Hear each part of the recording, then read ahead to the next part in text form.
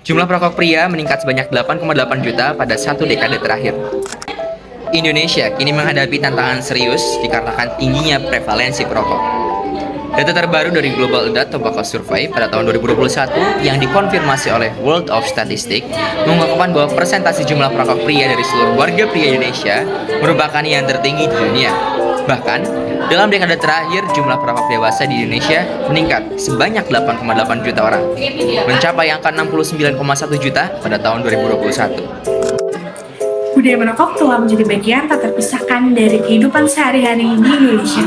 Data menunjukkan bahwa 70,5% populasi perokok pria menciptakan sebuah tantangan besar dalam upaya mengurangi tingkat merokok di negara ini. Kondisi ini menciptakan dampak yang signifikan terutama pada generasi muda dengan 8,11% atau sekitar 5,3 juta remaja berusia 16 hingga 18 tahun yang sudah menjadi perokok. Pandemi COVID-19 telah memberikan dampak tambahan terhadap masalah ini. Meskipun diharapkan bahwa situasi kesehatan global akan memotivasi orang untuk meninggalkan kebiasaan merokok. Data GRTS 2021 telah menunjukkan peningkatan jumlah perokok dewasa selama pandemi. Ini bisa diakibatkan oleh berbagai faktor, yakni stres, ketidakpastian ekonomi, dan perubahan perilaku sosial. Dampak merokok yang membahayakan. 1. Senyawa kimia berbahaya. Rokok mengandung lebih dari 5.000 jenis senyawa kimia yang berbahaya yang berpotensi merugikan kesehatan. 2. Risiko penyakit pernafasan.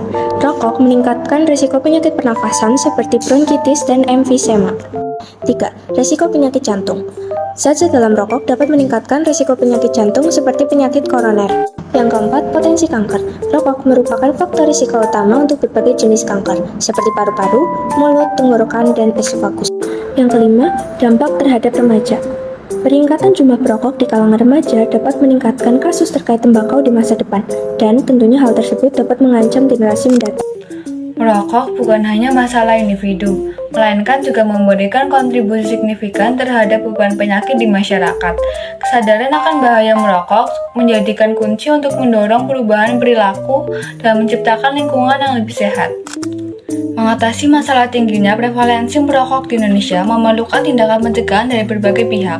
Kampanye pendidikan dan kesadaran masyarakat tentang risiko kesehatan merokok harus ditingkatkan. Regulasi terkait tembakau perlu diperketatkan, termasuk pembatasan iklan rokok dan peningkatan tarif pajak tembakau. Program dukungan berhenti merokok juga harus tersedia secara luas. Pengawasan dan penegakan hukum terhadap penjualan rokok kepada anak-anak dan remaja harus menjadi prioritas. Sementara itu, peran industri tembakau dalam berpartisipasi secara aktif dalam upaya pencegahan merokok dan menjadi alternatif ekonomi yang lebih sehat harus diakui. Dengan menggabungkan upaya dari berbagai sektor, diharapkan dapat tercipta perubahan positif dalam mengurangi tingkat merokok di Indonesia dan meningkatkan kesehatan masyarakat secara keseluruhan. Langkah-langkah ini bukan hanya tanggung jawab pemerintah, tetapi merupakan usaha bersama untuk menciptakan masa depan yang lebih baik bagi generasi mendatang. Kesehatan akan bahaya merokok menjadi kunci untuk mendorong perubahan perilaku dan menciptakan lingkungan yang sehat.